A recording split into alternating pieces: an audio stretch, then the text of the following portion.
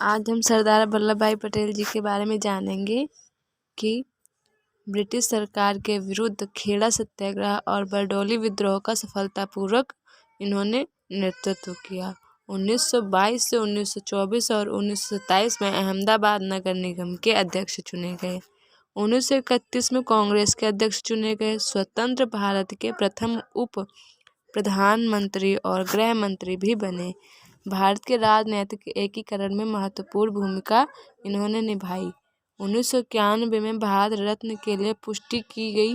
भारत के प्रथम उप प्रधानमंत्री और गृह मंत्री सरदार वल्लभ भाई पटेल लोकप्रिय और लौह पुरुष के रूप से और उसके नाम से जाने जाते हैं। उनका पूरा नाम वल्लभ भाई पटेल था। उन्होंने भारतीय स्वतंत्रता संग्राम में महत्वपूर्ण भूमिका निभाई और भारत के प्रथम उप प्रधानमंत्री और गृह मंत्री बने। उन्हें भारत के राजनीतिक एकीकरण का श्रेय भी दिया जाता है। प्रारंभिक जीवन वल्लभ भाई पटेल का जन्म 31 अक्टूबर 1875 को गुजरात के एक छोटे से गांव नाडियाद में हुआ था। उनके पिता झावेर भाई एक किसान और मां लाडबाई एक साधारण महिला थी। सरदार वल्लभ भाई पटेल की प्रारंभिक शिक्षा करमसद में हुई।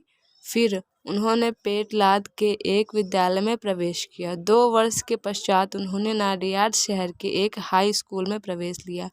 उन्होंने अपनी हाई स्कूल की परीक्षा 1896 में पूरी की। सरदार वल्लभ भाई पटेल अपनी शिक्षा के दौरान एक मेधावी छात्र रहे। वल्लभ भाई पटेल वकील बनना चाहते थे और अपने इस सपने को पूरा करने के लिए उन्हें इंग्लैंड जाना था, किंतु उनके पास इतने भी वित्तीय साधन नहीं थे कि वह एक भारतीय महाविद्यालय में प्रवेश ले सकें। उन दिनों एक उम्मीदवार व्यक्तिगत रूप से अध्ययन कर वकालत की परीक्षा में बैठ सकता था।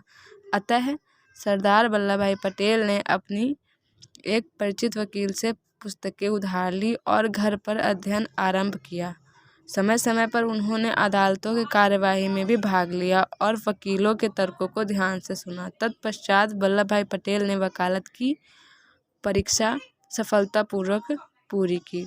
अब जानते हैं कि उनका करियर कैसा था।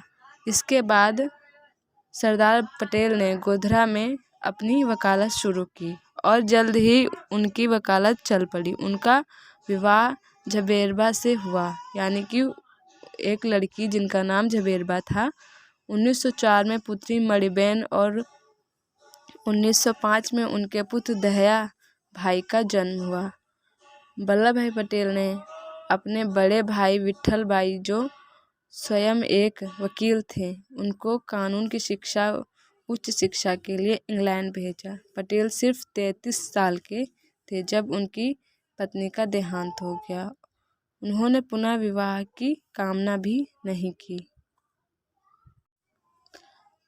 अपने बड़े भाई के लौटने के बाद वल्लभ भाई पटेल इंग्लैंड चले गए और एकचित होकर लगन के साथ पढ़ाई की और कानूनी परीक्षा में प्रथम स्थान पर पद हासिल किया। सरदार पटेल 1913 में भारत लौटे और अहमदाबाद में अपनी वकालत शुरू की। जल्द ही वह लोकप्रिय हो गए। अपने मित्रों के आग्रह पर पटेल ने 1917 में अहमदाबाद के सैनिटेशन कमिश्नर का चुनाव लड़ा और उसमें विजयी हुए। सरदार पटेल गांधी जी के चंपारण सत्याग्रह की सफलता से काफ़ी प्रभावित थे। 1918 में गुजरात के खेड़ा खंड में सूखा पड़ा। किसानों ने करों से राहत की मांग की, लेकिन ब्रिटिश सरकार ने मना कर दिया। गांधी जी ने किसानों का मुद्दा उठाया और अपना पूरा समय खेड़ा में अर्पित न कर सकते थे, इसीलिए एक ऐसे व्यक्ति की तलाश कर रहे थे जो उनकी अनुपस्थिति में इस संघर्ष की अगुवाई कर सके। इस समय सरदार पटेल स्वेच्छा से आगे आए और संघर्ष का नेतृत्व किया। इस प्रकार उन्होंने अपने सफल वकालत के पेशे को छोड़ सामाजिक जीवन में प्रवेश किया। राजनीतिक जीवन उनका कैसा था, अब ये जानते हैं।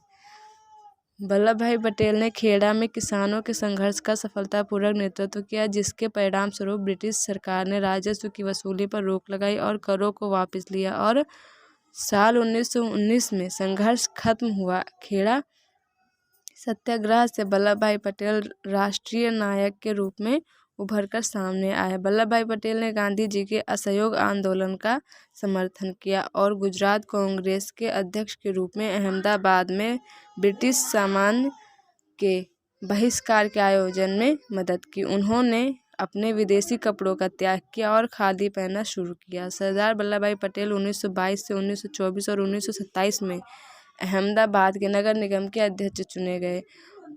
उनके कार्यकाल में अहमदाबाद में बिजली की आपूर्ति को बढ़ाया गया और शिक्षा में सुधार हुआ।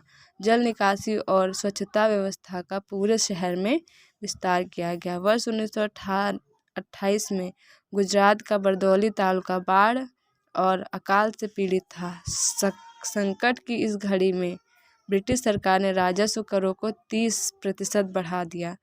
सरदार पटेल किसानों के समर्थन में उतरे और गवर्नर से करों को कम करने की गुहार लगाई। गवर्नर ने इस बात से भी इनकार कर दिया और सरकार ने करों को वसूलने के दिन भी घोषणा कर दी।